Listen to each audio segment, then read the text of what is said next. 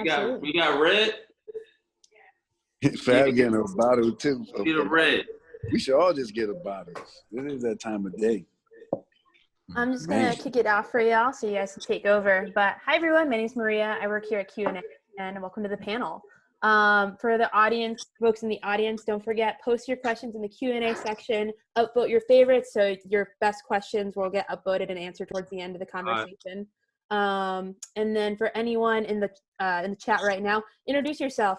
Post your Instagram handles, post where you're working, post where you are in the world right now. We want to see all the love from all around the country and around the world even. Lastly, we're going to post some polls as we continue this conversation, so please answer them. It helps us understand how we can be better and make the panel better for everyone. Last but not least, I'm going to post a few audience rules in the questions just to make sure everyone's abiding by them as we progress. But once again, if you're interested in our Slack group or email sign up page, just post the link in the chat. But without further ado, I hand it over to Jay and Troy. Thanks, guys. Great. So I just wanted to say thank everybody for joining us today. This week we have our city edition. Yesterday, Miami came out and represented like crazy, both on the panel and in the audience. We got New York, we got Philly. It's going to be a movie this week. So we got in this room, we got a lot of family as well. So people who I've known for years since I came into the business, people who I respected, people who I watched grow. So we'll have the panelists introduce themselves as they come on, but just wanted to jump right in. This should be incredible today. Ryan, Jay, Suzy. Yeah, I'll kick it off. I think, just to kind of give some context, we've been talking about, the state of, this pandemic and what we, as a community, how we can kind of pull together and, kind of a general health check and figuring out what folks are doing during this time, how we can do more together. And really, I think the premise around this is to keep us talking during this time and make sure that we're continuing to talk once we come out of this.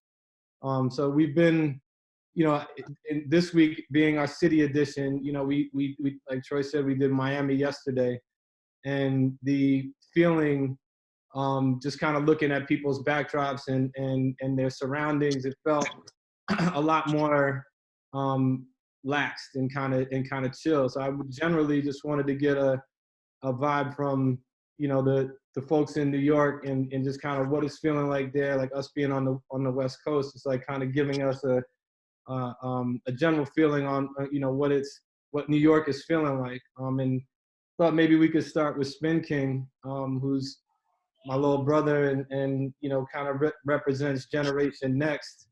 And, I think the younger folks weren't initially taking this pandemic as seriously as they probably should. So would love to hear from you, Spin, like just on kind of how you're feeling, and the guy who's outside in the streets, in the club every night, like how are you adjusting? How's the young folks kind of feeling about what we're dealing with and how are you getting through it? I just feel like as you said, the younger kids wasn't taking it as serious. And now that they see what's going on, and I feel like they don't feel it'll hit home until it's somebody close to them. And then they see the numbers growing, and like as we promote, we joke around and we say we outside, we doing this, we outside, but it's really safe to stay inside because you got to protect your family. At the end of the day, you can't be selfish and think about yourself and want to be outside. I'm outside every day. We do 50, 60 clubs a month, and now I've been inside for 2.5 weeks. I get excited to go to Target. Like, it's a different kind of thing going on right now. So we got to really take it seriously and let the kids know that it's not about the younger generation. It's really about the elderly because that's who it really affects. We got to stay inside. We got to stay safe. And we got to stay away from the older generation. We do go outside. We got to drop off if you got family in the houses, you got to drop off the groceries, wipe it down. You got to really stay clean and stay safe because I found out in the past 3 days, 3 people that passed away that I didn't even know had the virus. And they passed away, and they didn't even know. They just went to get checked. And it's crazy because you won't know it until it really hits home. So it's like I know my own people that have family members that have it. They can't even see their own mom and dad because they got it. So it's like we really got to take it seriously and we got to stay inside. Outside will be back open, but it's not going to open back until everybody's inside staying safe and staying aware of what's going on. And it's like you said, the younger generation got to really take it seriously, because I ain't gonna lie, it really started the last week of me being outside is when I started hearing about it. And I was like, this can't be serious. And then I started noticing affecting people close to me. I'm like, all right, I got to stay inside. I've been in my house for 2.5 weeks. I only go outside to get groceries, and that is it. And I'm inside. And when you got to teach a younger generation to stay inside, the older people get it. The younger kids don't get it. I just went to the park to go to run the track, and the cops is kicking kids out. Kids is in there just playing around. They're not practicing social distancing. They're not really understanding what it is until it really comes down to it. When it hits home, then they're really going to figure it out. This is real, and this is happening now. Yeah. Ange, how's it going for you doing your job from the house, and just being posted up, you know, trying to still have the same, you know, feel and camaraderie that y'all have in the studio? How's that been going?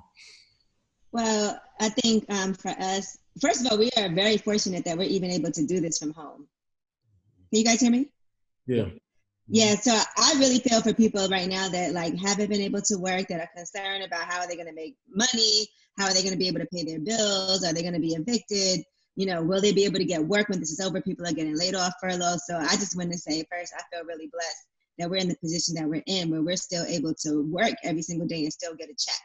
And to be able to, you know, we're doing our show an extra hour. We started doing that this morning. So now we're on until 11 a.m. every morning.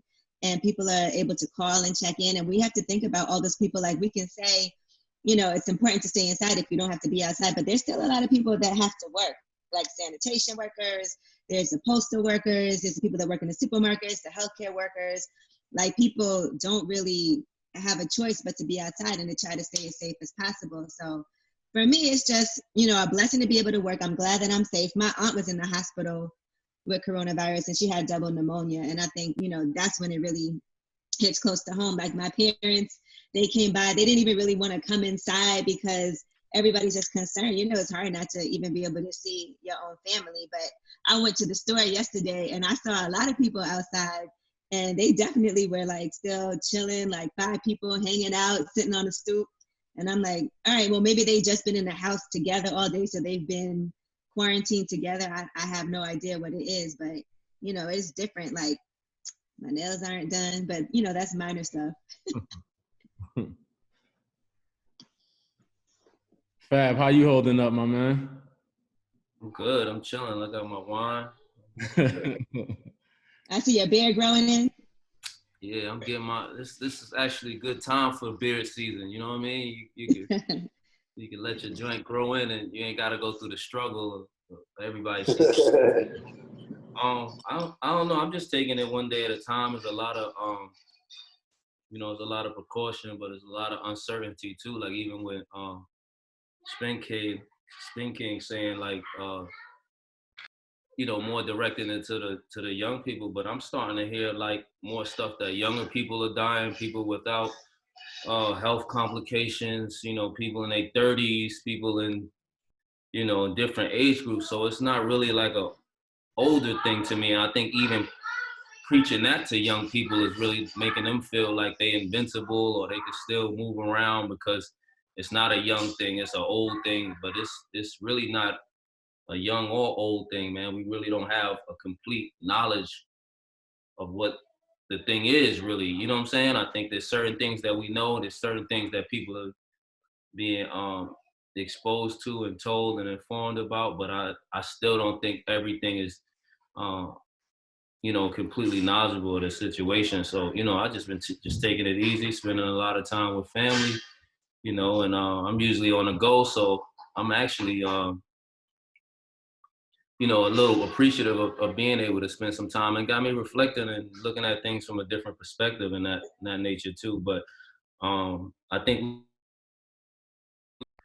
like just take a minute to see what's going on. I don't think all the knowledge of everything is really hit yet. You know what I mean? I think this is the first time I've ever even seen something of this magnitude happen, where I don't even know the last time I've been in the house for 3 weeks straight or 2 weeks. Like I like it's a really it's a really, like, this is really different, you know what I'm saying? So I think it needs to be, you know, not to knock what Spin King saying, it's just that, you know, it's not a young or old thing to me. It's an anybody thing. And like he said, when you go out, you taking a chance of putting your, not only yourself, but, you know, the people that are around you, your family members, anybody of that nature in danger as well.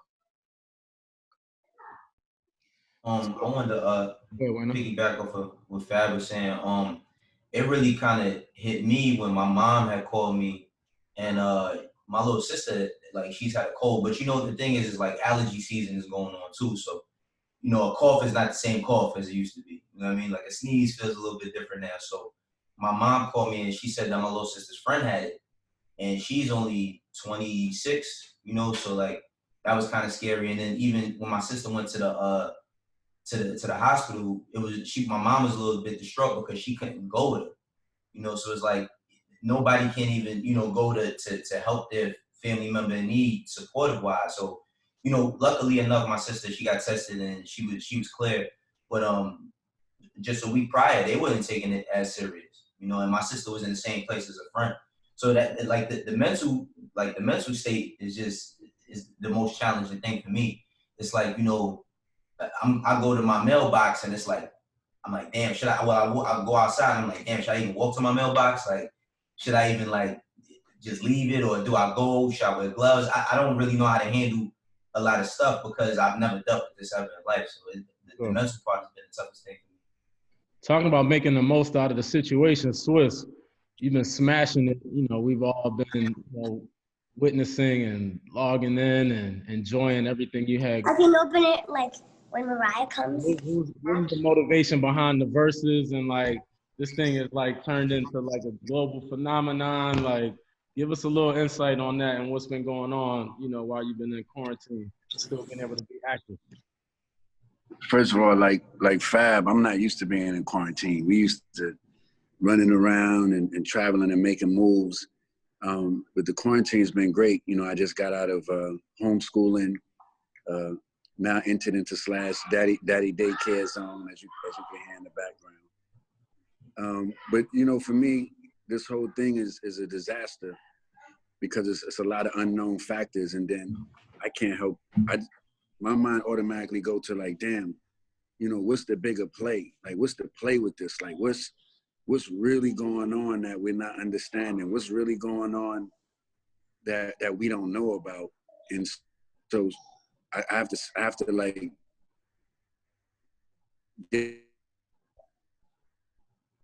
that's my socks. I go deep.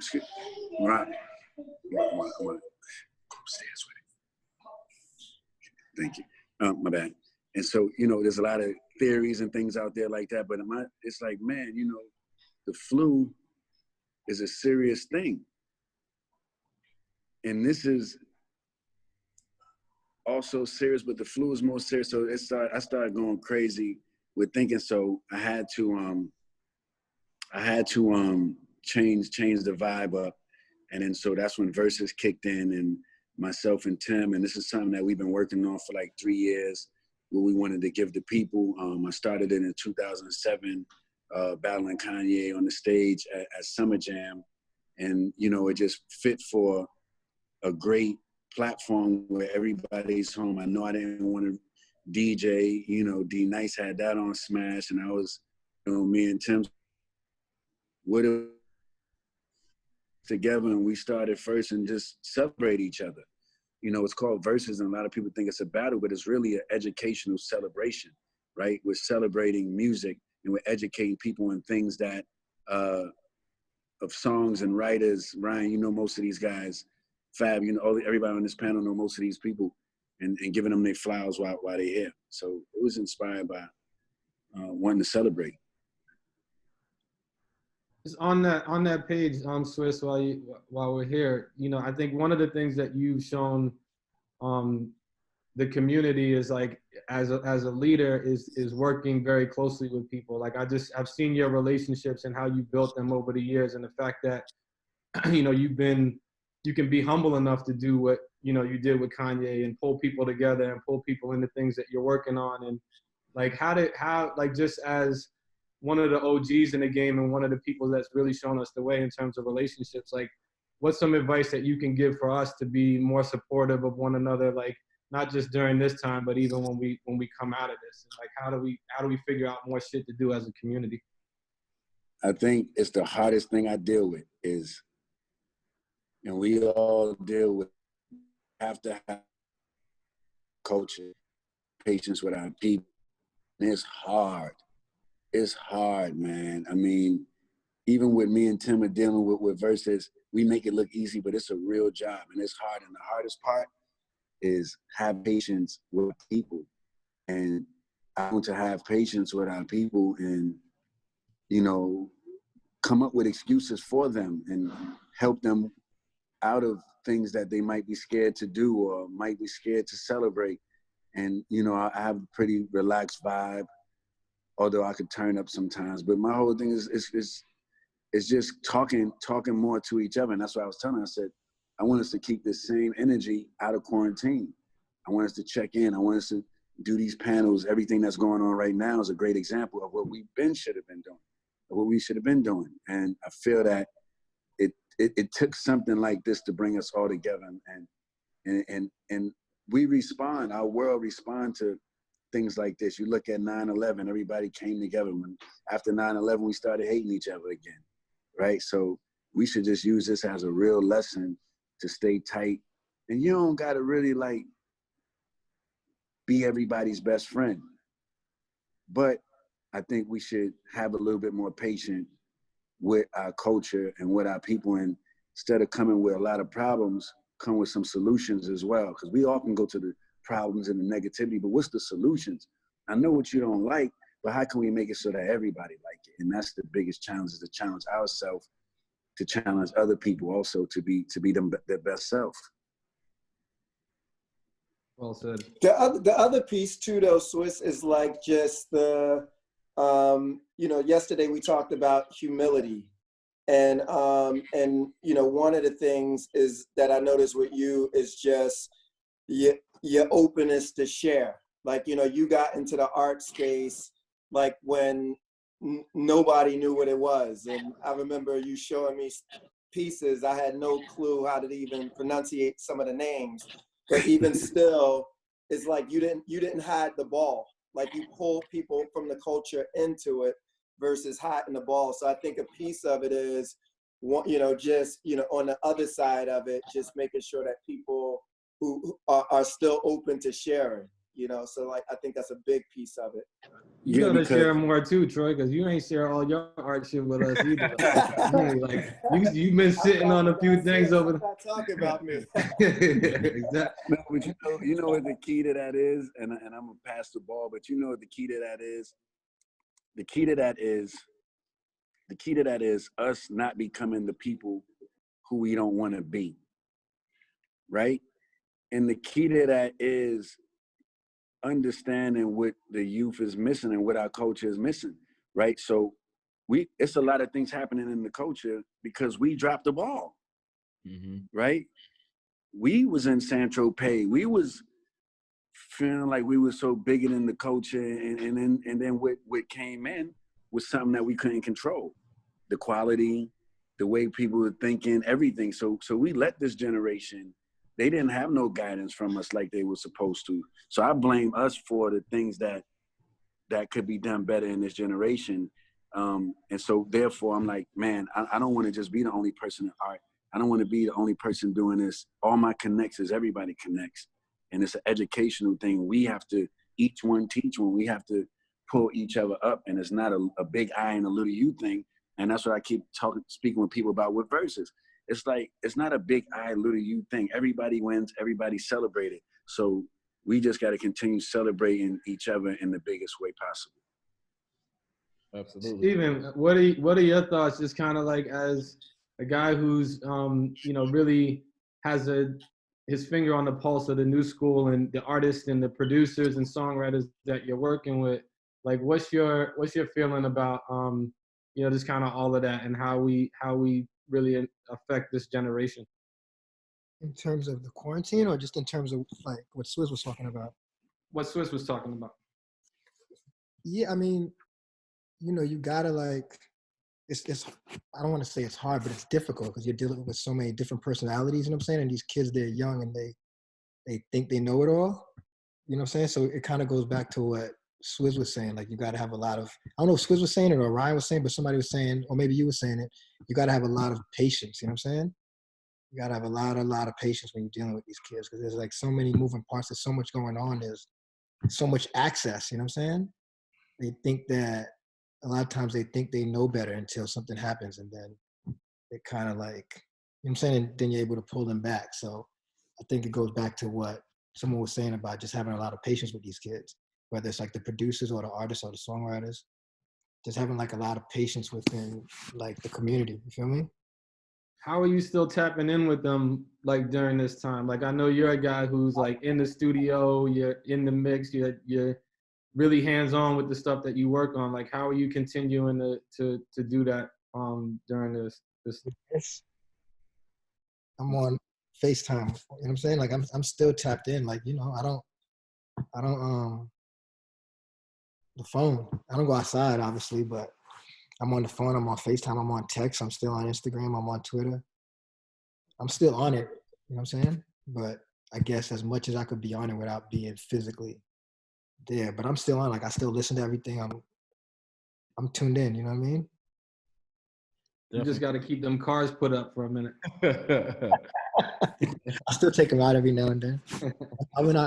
What's all y'all feeling on the New York side of things? I mean, it's heavy New York in here. Everyone on here reps New York to the death. Like there was a point where to get in the music business, you had to be in New York to, do your album. There was certain flagship studios, like everything kind of shifted. What's y'all thoughts on just the current state of New York? The all current of that New York is it. And not to cut you off, but I think like the Post is like saying like it's heavy right now in New York. It's a different energy. Not to say it ever left, but I think this is where it's at. You know what I'm saying? And we still in the like super early stages of it.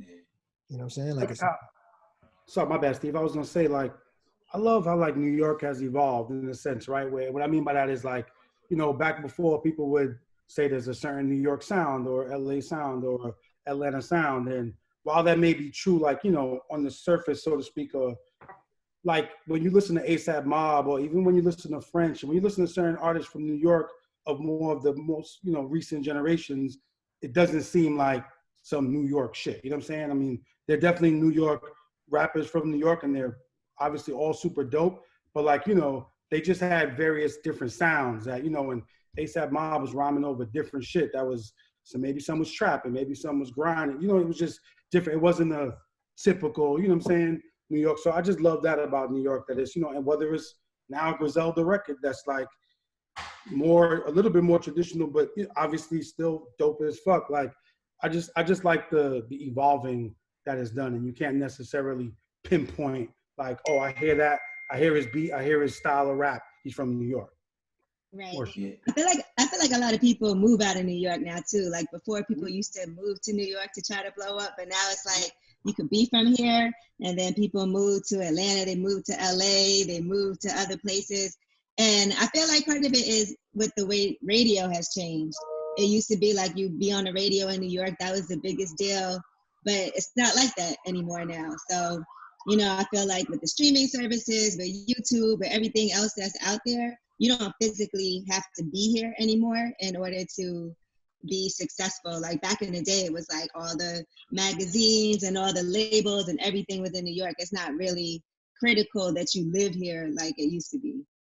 Yeah, I think the hustle is not limited to more, like the hustle is not geographical anymore. It's like everywhere, because at the push of a button, you can see what's going on in London, you can see what's going on in Japan.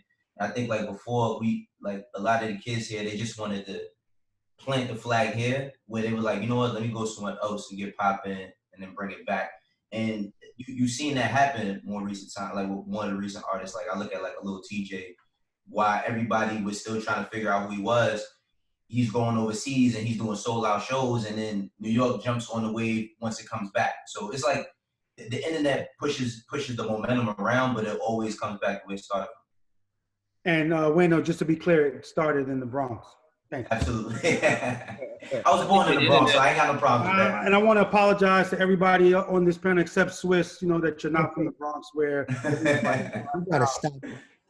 I know when I was. I know where all the greats come from, but I think the internet. I think the internet changed the game a little bit as far as like to be honest, I think artists when they represent or embody where they come from, that's not like a big thing anymore. I guess because the internet, you could be from anywhere. In this era, you could be from anywhere. So, but I still always love that tradition of, you know, you representing where you from, you embodying what's your environment, you representing that and taking that all over the world. You know what I'm saying? I don't care where you went. When Biggie won his first award, he shouted out Brooklyn. You know what I mean? You're gonna grow and take your successes and everything everywhere with you, but you still represent yourself and where you come from, and you want to even show those kids and those people where you come from that you can take it to the next level. And you know, I think New York, I think when the internet came and like a lot of guys was able to see music, you know, because New York was very regional too at that time, where it was like we didn't really listen. We was on our own shit, so we didn't really listen to a lot of And you could change the name if you want to. Doesn't have to say Paris Guy. Huh?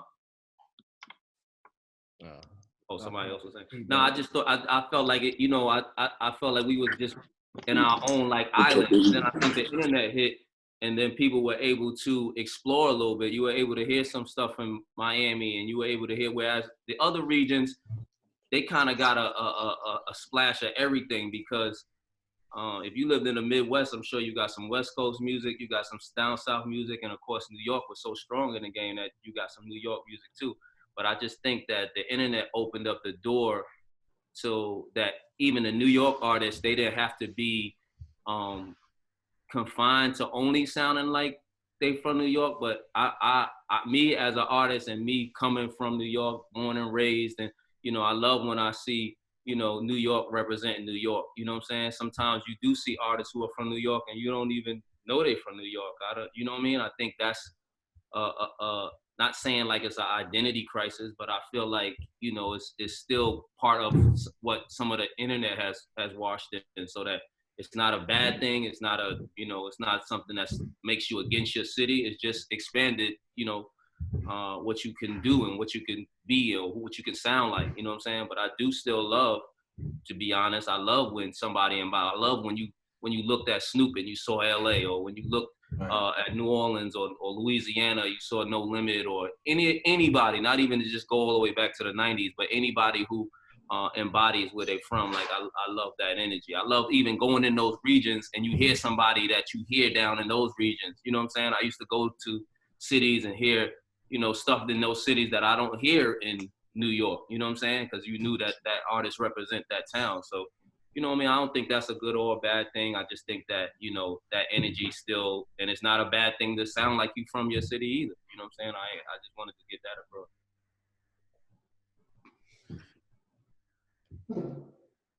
Steven muted? I think he's saying something, but he muted. He's muted. You gotta mute you. Nah, I was just saying, I think that, you know, in order for you to become a huge artist and to, you know what I'm saying, to touch a lot of people, people have to know you from. You can't just be like a random, you know what I'm saying? Like you gotta really represent and embody the place that you're from. And people gotta know that that's where you're from and that's what you represent in order for you to kind of transcend wherever you are from.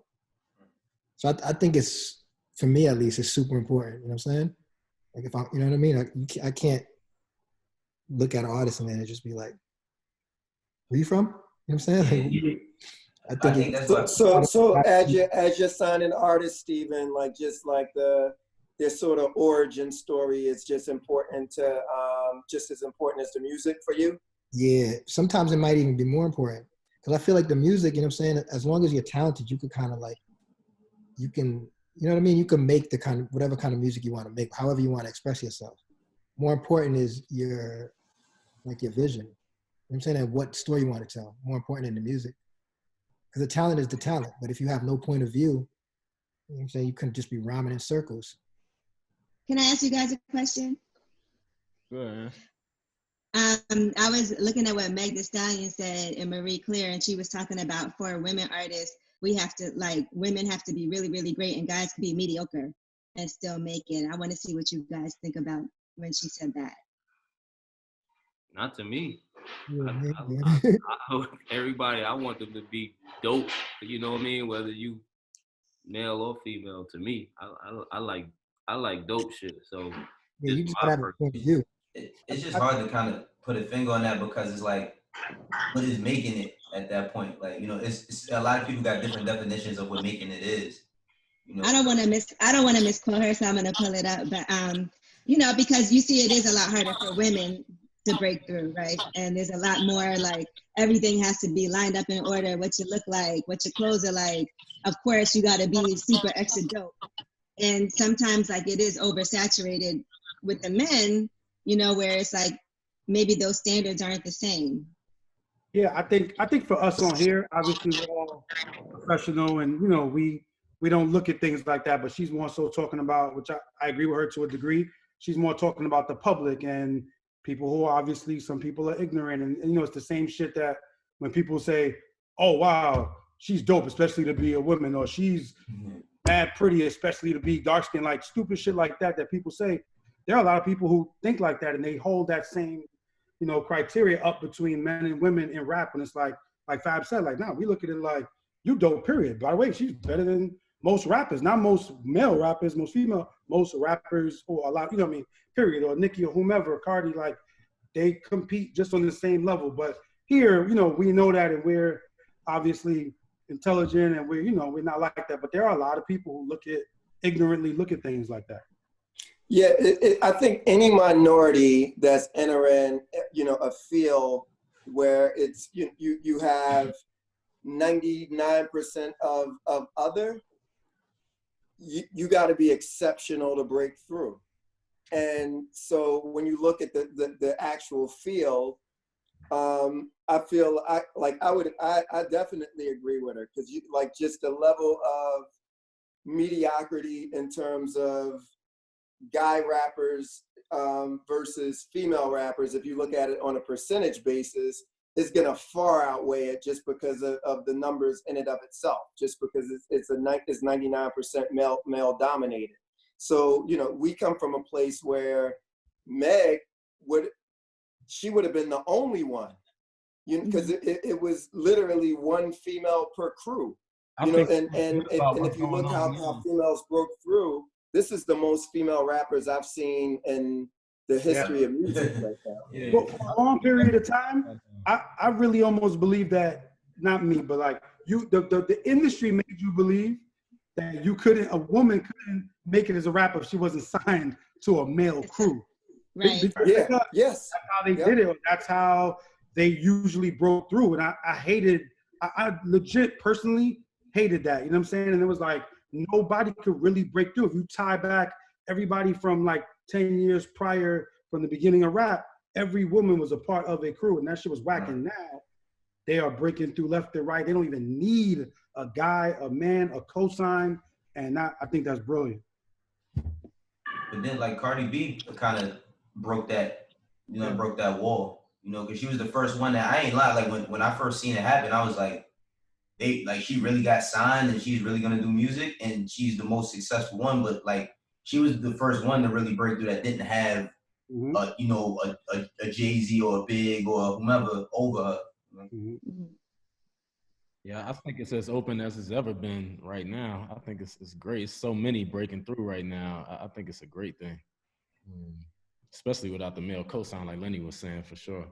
That process could have been what led us to getting here, though, too. You know what I'm saying? Not saying that it should have been like that, like what Lenny was saying, or like, you know, those girls coming through and you know, even the Kims and the Foxies and those, they also showed that they could stand on their own too. I think by their successes I think every open door, it starts with a process. Even, you know what I mean, somebody has to break the door down, even if it's, you know what I'm saying, even if it's some ignorance where something that should be happening, somebody got to show that it can be done. And, you know, I think Kim and Foxy and, you know, Eves and all of those girls who were the first ladies of their crew, you know, end up having successes that they, you know, they end up having their own crews and their own, you know, they weren't just running around. They became bigger. Just running around with Rough Rider anymore. Or yeah, they became bigger than a lot of guys in the crew. Anymore. She's her own act and her own, you know what I mean? They do their own tours and got their own things, and it's progressed to where we are today, where, you know, now you can just come out and have that too. So like he said, like Troy said, this is one of the times where it's as open as it can be. And these girls might be setting up the next group of girls who are, you know what I mean? Now it might be a crew of girls or a crew, you know what I mean? Or a girl ushering girls. Like, you know what I mean? It's just more shit to come, I guess. We got to get it in the business though. Like where, you know, Jay and I have daughters that they should, like, where I would love to see our daughters running our companies when we're done. You know what I'm saying? Like, and so when you don't have the sort of the modeling, whether it's on the female producer side, when you don't have it on the executive side, it almost seems like, you know, you got to fall into a certain role. So, you know, I think, you know, just, I would love to see that happen and on the business side as well. Mm-hmm. Yeah, no, same here. I think though with female artists, to me, I think that the female artists are usually bigger than male artists. Like the biggest female artist is usually bigger than the biggest male artist. I don't know if everyone agrees with me, but if you look at you mean in the crew, like I wouldn't say Little Kim was bigger than just in general. Like she was top selling, like female, she was lit. Top selling male. It's usually the female selling more. Well, I say like just off of Meg's comment, like she said, like, you know, I think for the females that take it dead serious, they're way better off than the ones who are mediocre. You know, those ones, like they the ones that's really like for a Meg Thee Stallion, like she has to be it takes like 5 little whoever's to be one Meg Thee Stallion. You know? Angela, what other questions? Gotta be little. Clearly, your questions are more thought-provoking than ours. So I'd love to hear what else. We're over here thinking like we do this. Jay, I'm going to replace you and Ryan with I'm recruiting her right now for the rest of the panel. I'm going to show up with headphones on tomorrow, too. Yes, what else you got for us? No, I was only asking that. I've been working on this documentary with female rappers, and I hear a lot of the stories that they tell about how difficult it's been for them as far as, you know, and I think everybody goes through this with the type of deals they sign, trying to get out of deals, and then losing opportunities because they didn't hook up with this person or that person, being afraid to speak up because they feel like they're really isolated. And you kind of, like they tell you, even when I started in radio, they were like, look, you just can't be too sensitive about anything. If you can't get offended easily. And certain things you feel like, well, this is just how it is. This is just the business. So you got to just take it. But I feel like hopefully, you know, things are getting different. Like even watching the battles, I'm like, damn, there's no women battling, you know, no offense, Swizz, but I'm like, I want to see like, and I know Missy Elliott said she wouldn't do it, but you know, it's a lot of guys. Even when I see like end of the year wrap-ups, all of that stuff, I don't see women represented as much as I see men represented still. But they also have to want to do it. You know what I'm saying? Because like Troy said, right, it is a male-dominated industry. So just by statistics alone, just by the amount of men in it, it probably will be more men. I don't think that necessarily means that they're not letting women battle, but they have to want to do it. You know what I mean? Most men are more egotistical and they want to like, oh, I got, you know what I mean? I want to battle. But I mean, shit, I would love to see some women. Yeah. I think that the statistics are the way that they are, but I think women need to be asked, and they also need to be asked consistently, because even if you think about like panels, right? Like we have, I'm so glad that you're here, Angela, but you know, we're always asking ourselves like, how can we get more women involved? Because it's just a matter of statistics. Like until you persist and ask more women, you're not going to get to 50-50. And so the moment that you let go of that persistence and say, oh, well, we asked as many as we could, then we're going to have one woman in the room or two women in the room when there's 20, 30 other men. And so I think it's just whether it's in music or at the business seat or at the artist seat, or a woman considering being a chef or a pilot or a real estate agent, like whatever it is, the facts of the industries worldwide, worse globally than even in the United States, probably in some areas, is that we just have to continue to ask women. And when we see women not stepping up, we have to ask them again nicely, even if it's a little bit annoying for us to do so. It's like, I think you can do this. So, I'm asking you again nicely. No, you're right, Suzy. But, and I even, for the verses with women, women are way more observant and calculated than men. Us guys, we'll jump into the fire with anything. We only on our fifth celebration. I don't want to call it battle, celebration. And, we put out the calls to all of the women. And the biggest thing that was coming back was, just like how we all got gray beards and, we in quarantine, a lot of the women artists feel like they needed some time to get their look together because they don't have the things that they would have on deck for them to present themselves in verses at this particular time. But I think that we're going to have a lot of major announcements, a lot of breakthroughs, a lot of phone calls came back in, which I'm glad, because I feel that women are better than men. In a lot of areas, it's just that, a lot of things are male dominant. So it comes off like we're running things, but women are really running the whole thing. And it is what it is. And guys, we play a big part in it as well. But women, you let the women get in charge, it's going to go all the way where it need to go. So I'm always for that, because I see women think different. Like, they more calculated, they're more deep, and they're more from the heart. Guys are all ego-based. And that's why we make a lot of bad decisions, as what we're seeing going on in the world right now. Now, if you was to switch, 50% of the presidencies to women, it'll be a balance in the world. We don't have no balance in the world because, like you said, Suzy, the women are not being put in those particular situations. And thank you for sharing that, Swizz. And like one thing that I'll share, this is not a panel about investing or in companies, but a lot of times, like Troy will put me on a text or an email with someone from the music industry about learning about how to invest in companies and invest in entrepreneurs.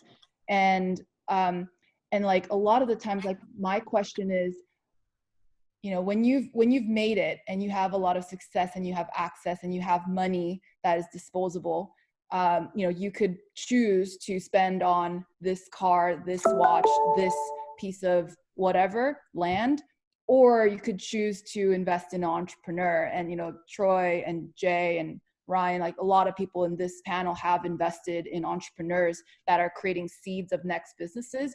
And a lot of the times I think to myself, like, why aren't more women investing in other women as entrepreneurs and men as entrepreneurs, and just the formation process of creating a business? And I think, Troy, to your point of like getting women in business, one way to do so is really opening up a path of women as investors and choosing not just to spend like commerce with their dollar, but choose to actually invest in the journey of the business and that entrepreneur and learn by watching that entrepreneur do business. Thanks. Sorry for the tangent, but no, we love if anybody is interested, women investing in women and entrepreneurs. I think that's amazing. Yeah, same here. Absolutely. We love that. Sounds like, have any of y'all been watching the Madam C.J. Walker on Netflix? Yeah. Yeah, it's a big section of that in there. I recommend that for anybody who's thinking about hustling and building. It's just highly recommended. Whether you're male, female, black, white, Asian, doesn't matter. Madam C.J. Walker was a beast of an entrepreneur. A beast. I'm gonna tap in. I gotta check it out. Also, not they weren't women, but sort of like the same. The Banker was really good as well. Yeah, I saw that. That was good. B. Simone is the reincarnation of Madam C.J. Walker. For sure. Maria, we got some questions. We sure do. Everyone in the audience, I'm going to post a link to join our Slack group or email list when you get a second, but also too, don't forget to upvote your favorite Q&A questions in the Q&A section. But question for anyone. Do you remember ever hitting a sticking point or plateau in your career at some point? How did you push through? Who or what helped you? Yeah, I would say I did when I was at Sirius. I worked there for 6 years, and I felt like it wasn't going to be anything. Like I kind of hit a ceiling, so I left. I think sometimes if you feel like this isn't the right place for me to be anymore, I've plateaued. You can't get too comfortable, because I could have stayed there and spent some more years there. And I just felt like it was time to move on to something else. So I think it's important to know when it is that time. I plateau every 7 years. Like, it's just a cycle that you go through.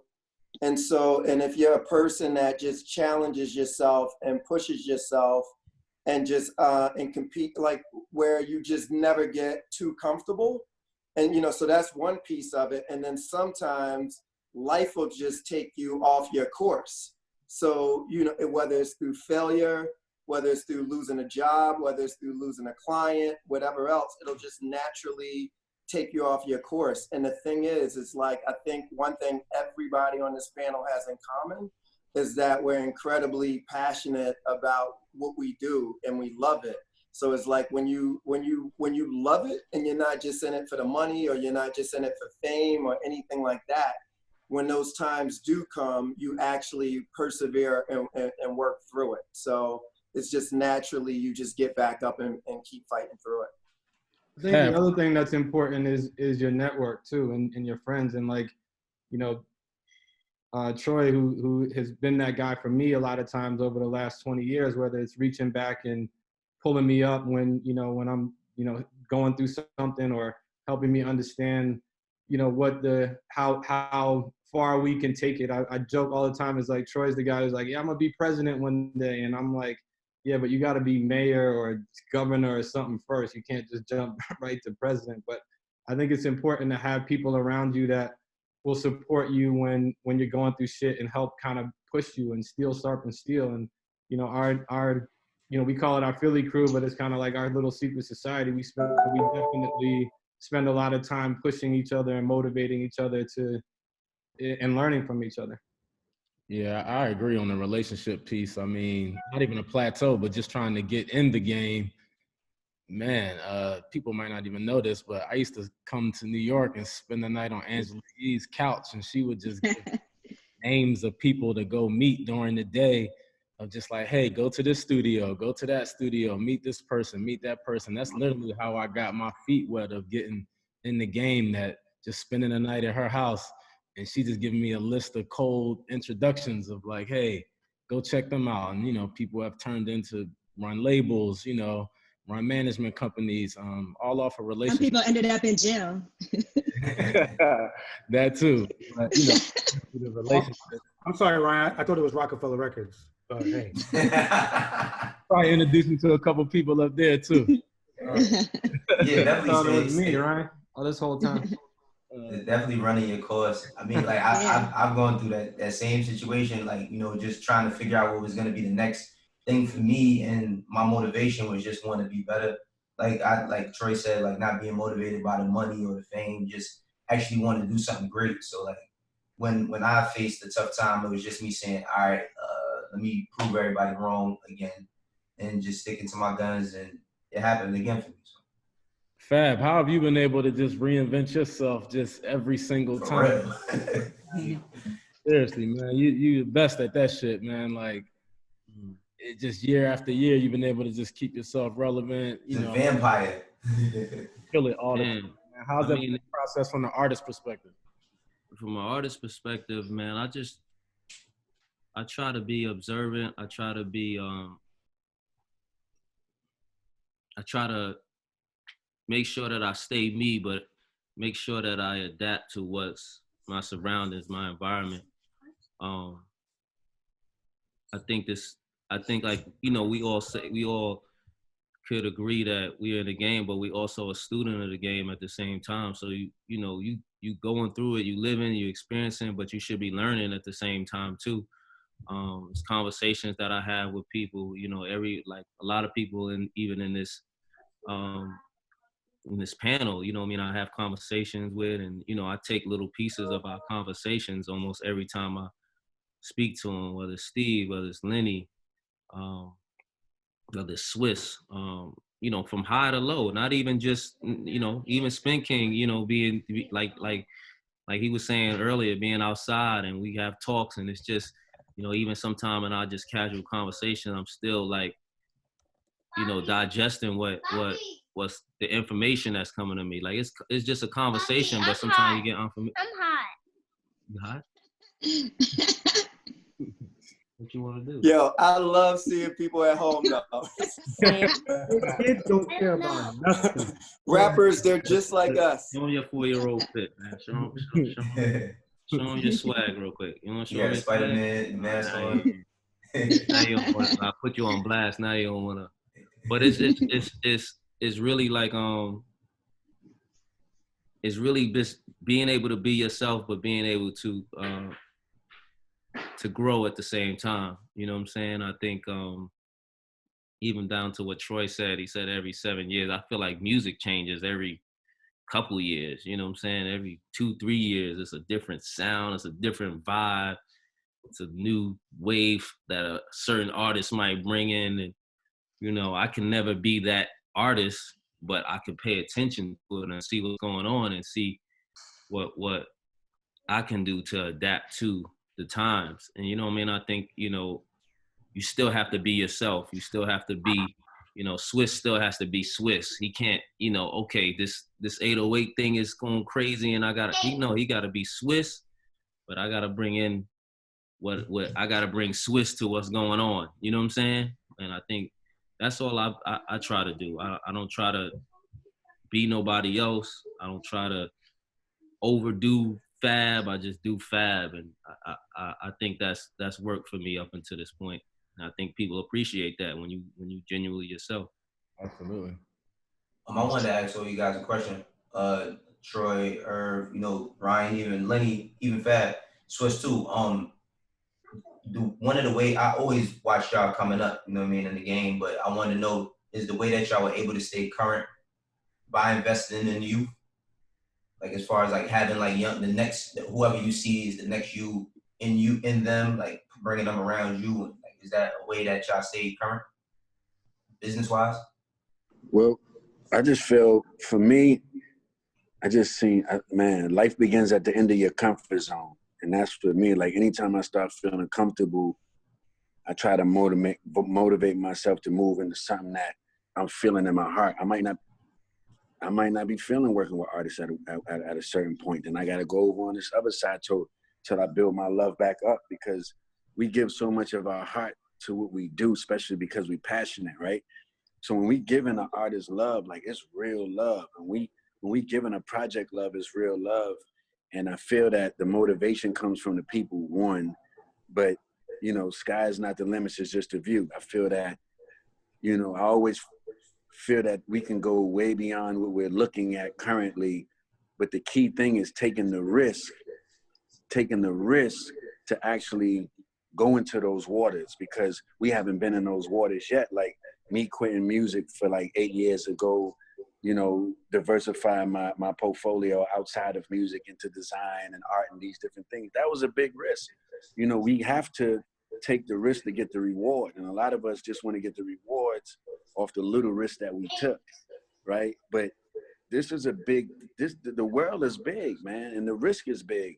And if you want to get to the other side, you're going to have to climb that fence, and it might have barbed wire on it. You understand? So I just encourage everybody to climb over that fence, even if it's the barbed wire, throw the shirt over it, throw the jacket over it, and get to the other side and explore different things. And I just always say life begins at the end of your comfort zone. And that's what helped me out every time. You know, every time it's like, how can we put our feet on different land and adapt? Because our culture adapts to everything. We haven't failed at anything since we've been on this earth, and we have to trust that and know that that's for a bigger reason that we still haven't discovered yet. And in my world, if I'm current, I'm late. So I always got to push towards the future and what's next.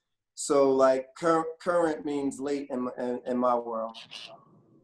Just to add to what Troy said, I think what we try, I launched a distribution company a couple years ago, and it put me in a space where I'm dealing with a lot of new artists and young, very young artists. And our team, from a marketing perspective,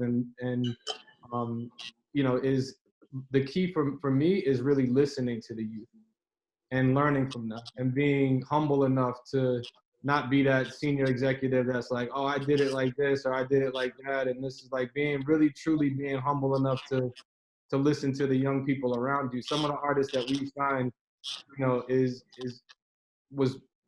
us trusting in the young people around us. So I think it's really, really listening to young people, I think is super important. Yeah, Wayno, Wayno, I mean, I don't know if you guys know, and people listening, Wayno, came up with us a long time ago, very long time ago. And as you know, I mean, I embraced you we embraced each other, honestly, you know what I'm saying? And I just still hold that same motto, you know what I mean? I'm blessed to be around Fab and Swizz and Jay and Puff and Khaled and hear what they have and hear their success and hear their stories and hear their advice. But then I think it's just important to be around the Waynos of the world, and everybody I was around that was 10 and 20 years younger, I stay around them as well. And I listen to them just as much as I would listen to Swizz or Puff or Jay, you know what I'm saying? So like, I think that's super important. And I think on all levels, like even being in the music business, on the social side, I throw little parties, and Ryan and some of y'all been to my parties, and my parties are not even for my age group. You know what I mean? I'm in my 40s. I should be throwing parties for 40s, but yet there's 22-year-old girls and there's 42-year-old women and guys. You know what I'm saying? I just think it's important to captivate all of them and really be a part of the culture. The culture ain't just your age range and your age space or your generation or your genre. Your culture is all, you know what I'm saying, 20 years before you and 20 years after you. So I think it's important to keep young, youthful, energetic, smart, forward-thinking people around you as you do the, older, wise people. Yeah, I agree with you, Lenny. Just on the executive side, for me, just making sure I have like a strong team around me that's, fully just diverse in all areas. I always try to just operate that I'm like the same person that Sparks from Moschino and Sparks asked to drive them to New York to go to Baseline. I never lose that. I'm just like, hey, my heart pounding, and he like play some beats for me and Jay, and Baseline's my first time in New York. I never lose that. When you walk in Dr. Dre's studio, it's a big sign that says your ego is not your amigo. So like, I just try to like just never read my own headlines and just stay super hungry and always be a sponge. I came up around Jay and Troy and with everyone on this panel, and I'm always a sponge. I'm never feeling like I'm too good or I know too much. I'm constantly trying to learn every day, and also feel like it's 1,000 people out there trying to take my seat, every day. So it's just like, you can't get this one. You could get another one, but you can't get this one. So, I'm just, I'm hungry every day. That's just been my motivation. And then just from, a bigger perspective with my family being in the music business, just like carrying on that legacy. That family dynamic means a lot to me, and just how much my dad and family have put into the music business and making sure I'm carrying that forward in the right way. Yeah, I think the other part is your intentions too. Your intentions play a big part of it. A lot of people want a lot of amazing things, but the intentions are wrong, right? A lot of people don't have good intentions, and I feel that if you're going to have longevity, you should have good intentions. You have to have good intentions, and and you have to set your goals, and you have to set your destinations as well. Because like a lot of times we get caught in the matrix because we think that when something happens it's by luck. No, man, the universe is no luck. It was already written. We just gotta open up enough to embrace what's there for us. And the first step to that is having good intentions. Like a lot of people that we see, they got great potential, but they don't have great intentions. And that's why You see the struggles happening there and there, and then you see the people with like everybody on this chat that's going to the next level because you have good intentions, and that's going to take you further than money can ever buy. Is your intentions and your heart, your honor, your aura, you know, and your energy. Your energy is your biggest currency. And that's what people don't understand. Your energy is your biggest currency. Your energy will get you more places than money. And I guarantee you that. And so I feel that those are the real things that bring all these things to life. Money, if you make history, and if you're thinking about making history, money gonna come anyway. Everybody on this chat then had money, then lost money, then had money, then lost money. But one thing we haven't lost was our integrity. And that's what I tell a lot of people. I'm like, listen, I hear what you're doing, but the integrity of it is off. The intentions of it is wrong. Now you can go ahead and do that if you want, and most of them come back, damn, I wasn't thinking, damn, I should have listened. But I just want to tell everybody that your intentions and your energy is your biggest currency that you can have in the world. Absolutely. That's a super Well said. Drop the mic. Yes. Just to be mindful of everyone's time, I'll close it out for everyone.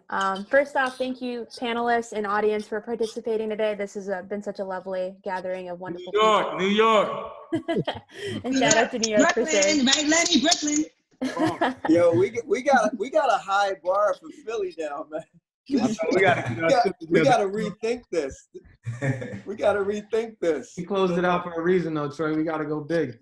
Yeah, your pop's available, man. We got to dig deep. Whatever we got to do.